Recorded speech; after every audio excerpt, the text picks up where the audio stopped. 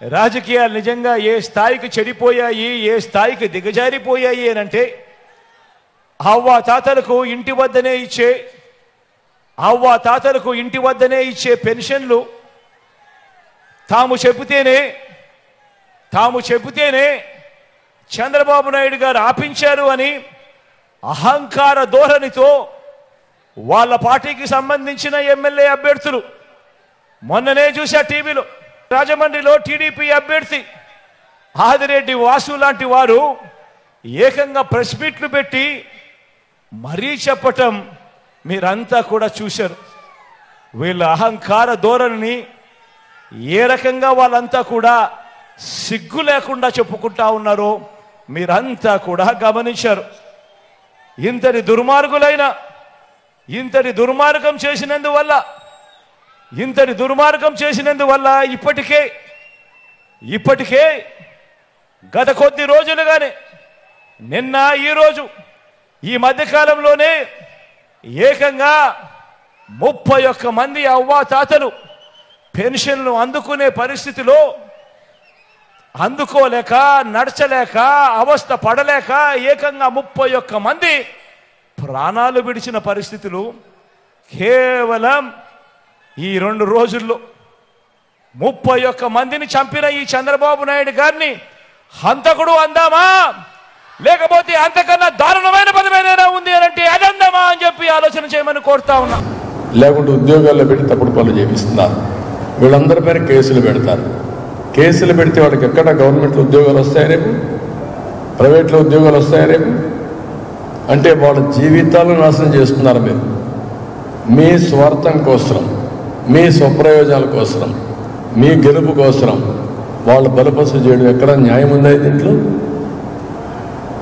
రెండోది, చాలా స్పష్టంగా 1,26,000 మంది పంచాయత్ సెక్రటరియట్లో ఎంప్లాయీస్ కొత్తగా రిక్రూట్ చేశారు. నేనున్నప్పుడు విలేజ్ అసిస్టెంట్ ఆఫీసర్స్ లేకుంటే వీళ్ళు ఉండేవాడు, అడ్మినిస్ట్రేటివ్ ఆఫీసర్ ఒక పంచాయతీ తరఫున, రెవెన్యూ తరఫున ఒక ఉండేవాడు. వాళ్ళ ద్వారానే సమర్థవంతంగా పెన్షన్లు డిస్ట్రిబ్యూట్ చేశాం. ఈరోజు 2 లక్షల మందిని వాలంటీర్స్ని పెట్టి 1,25,000 మందిని విలేజ్ సెక్రటరియట్ పెడితే ఆ 1,26,000 మంది ఒక్కొక్కరు 45 నుంచి 50 పెన్షన్లు ఇవ్వగలిగితే ఎన్ని రోజులు పడుతుందండి? ఇది ఆ ఊర్లో ఉండేవాడు 50 మందికి ఇవ్వడానికి ఎన్ని రోజులు పడుతుంది? సంవత్సరం పడుతుందా? మార్నింగ్ అండ్ ఈవినింగ్ అయిపోదు. ఎందుకు చేయలేదు? ఒకరోజు కాకపోతే 2వ రోజు అయిపోతుంది.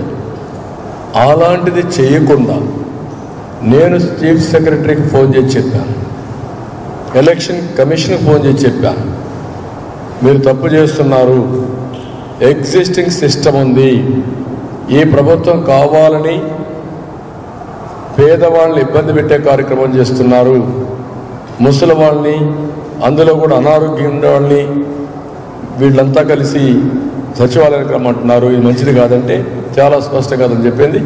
మేము ఆలోచిస్తాం, వీలైతే మేము ఇంటి దగ్గర డిస్ట్రిబ్యూట్ చేస్తా ఉన్నారు. ఎందుకు డిస్ట్రిబ్యూట్ చేయలేదు? ఇంకొక మాట కూడా హైబ్రిడ్ మోడల్ అన్నాడు. ఎవరైతే రాలేకపోతారో వాళ్ళందరికీ ఇంటి దగ్గర ఇస్తాం, ఎవరైతే రాగలుగుతారో వాళ్ళకందరికి ఇస్తామన్నారు. సెకండ్ మీకు డబ్బులు ఉన్నాయా? ఫస్ట్ మీ దగ్గర డబ్బులు ఉన్నాయా? ఎందుకు ఇవ్వలేదు? 3వ తారీఖు ఎందుకు ఇచ్చారు? 3వ తారీఖు వెళ్ళారు, డబ్బులు ఇచ్చారా? ఎందుకు ఇవ్వలేదు డబ్బులు? అంటే ఎప్పుడు ఇచ్చారు? 3వ తారీఖు ఈవినింగ్ డబ్బులు వేశారు. 3వ తారీఖు ఈవినింగ్ ఇస్తే నిన్న మా ఈవినింగ్కి 86% తీసుకున్నారు. ముందు 2 రోజులు ఏం చేశారు? రమ్మనడం, వెళ్ళడం, మంచాల్లో తీసుకురావడం, పేషెంట్ని వీల్ చైర్లో తీసుకురావడం. ఇది రాజకీయ విన్యాసాలు కాకపోతే ఏంటి? వాళ్ళు బాధపడితే చూసి పైశాచిక ఆనందం పొందడం కాదంటే ఏంటిది? అంటే ఈ ముఖ్యమంత్రి ఒక సైకో. ఆ నేచర్ ఉండేవాడు ఎవడిని కష్టపడినా, ఎవరు చనిపోయినా వీళ్ళకి లెక్కలేదు. వాళ్ళు చనిపోతే వీళ్ళు ఆనందపడతారు. అలాంటి దుర్మార్గమైన కార్యక్రమం చేసి ఇప్పుడు సిగ్గు ఎగ్గు లేకుండా ఆ వాలంటీర్స్ దగ్గర తప్పుడు ప్రచారం చేపిస్తూ మేమేదో అడ్డుపడ్డామని మాట్లాడే పరిస్థితికి వచ్చారు. మేము ఆ రోజు ఈరోజు చాలా స్పష్టంగా ఉన్నాం. వాలంటీర్స్ అనేవాళ్ళు రాజకీయంలో ఇన్వాల్వ్ కావడానికి వీల్లేదు. ఇది ప్రజాస్వామ్యం. ప్రజాస్వామ్యాన్ని అపహాస్యం చేసే విధంగా ప్రభుత్వ ఎక్స్పెండిచర్తో, ట్యాక్స్ పేయర్ మనీతో వీళ్ళు రాజకీయం చేసి దుర్మార్గులు కోటేమంటే చూస్తూ ఊరుకునే పరిస్థితిలో ఉంటాం.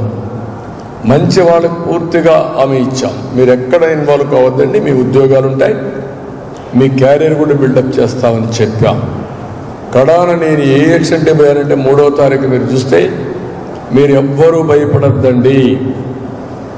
మీకు కానీ ప్రభుత్వం పెన్షన్ ఇవ్వకపోతే 3 నెలలు వెయిట్ చేయండి, నేనున్నాను.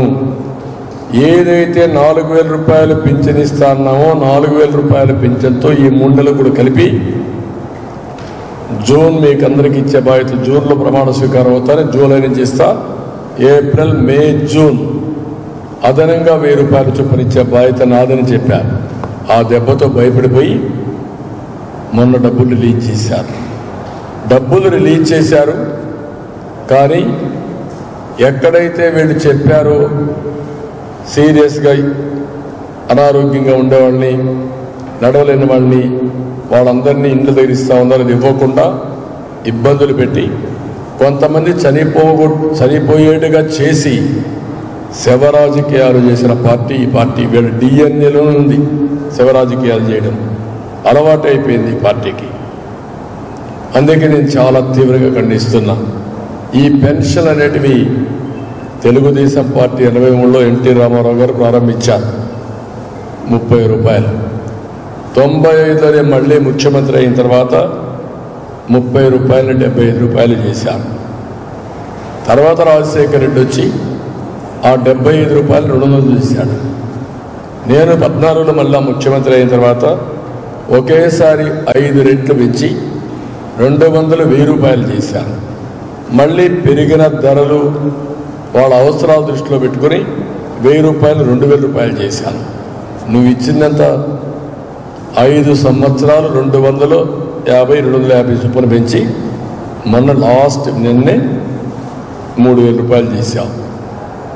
అదే సమయంలో 1800 రూపాయలు నేను వేస్తే, తెలుగుదేశం వేస్తే అన్ని ప్రభుత్వాలు పెంచింది 1200 చరిత్రలో. అలాంటిది నేను ఎన్నోసార్లు చెప్పాను పేదవాళ్ళకి, వృద్ధులకి, వితంతువులకి, పేదవాళ్ళకి మీ ఇంటికి పెద్ద బిడ్డగా ఉంటా, పెద్ద కొడుకుగా ఉంటా, మిమ్మల్ని ఆదుకుంటానని చెప్పి ఆదుకున్న పార్టీ తెలుగుదేశం పార్టీ. అందుకే ఈరోజు కూడా చెప్పాం, పెన్షన్లు మళ్ళీ పెంచుతామని మొదటగా చెప్పిన పార్టీ తెలుగుదేశం పార్టీ. ఇంటి దగ్గరనే ఇస్తాం, మొదటి తారీఖుని ఇస్తాం, పెంచిన 4000 రూపాయలు ఇస్తాం.